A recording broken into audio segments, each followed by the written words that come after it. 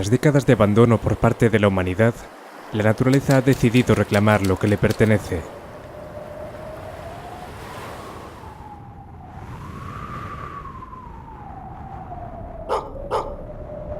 La sociedad se divide en dos grupos: los vardanos y los extraños. Los vardanos han acaparado todos los recursos, dejando a los demás clanes en la miseria. Los extraños no pueden acceder a la ciudad de cristal. Para luchar por su supervivencia, los extraños se han agrupado en tres clanes: Océano, Bosque y Gruta. En medio de esta situación, 3 ciudadanos de Nova Crunia han sido expulsados por haberse rebelado contra el sistema. Ahora están tratando de cambiar la sociedad. ¿Les ayudamos?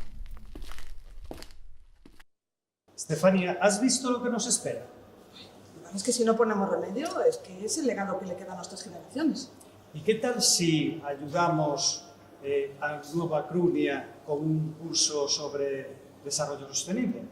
Sobre desarrollo sostenible. Pues es muy buena idea. Y podríamos además relacionarlo con las nuevas tecnologías. Sí, es muy interesante. Y además con el Big Data, ¿no?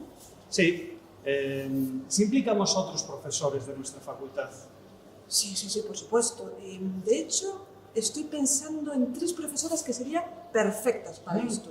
Pues venga, vamos a buscarlas, ¿no? No hay tiempo que perder. Vamos. Hola, me llamo María y mi objetivo es guiaros para que ayudéis al clan Océano a conseguir un ecosistema más sostenible.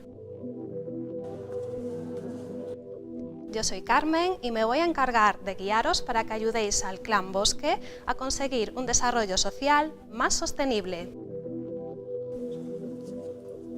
Mi nombre es Ángeles y voy a orientaros para que ayudéis al clan Gruta a alcanzar un desarrollo económico más sostenible. El curso estará abierto a cualquier persona interesada. Además, no es necesario tener conocimientos previos. Para superar el curso solo tenéis que contestar a un test por cada módulo.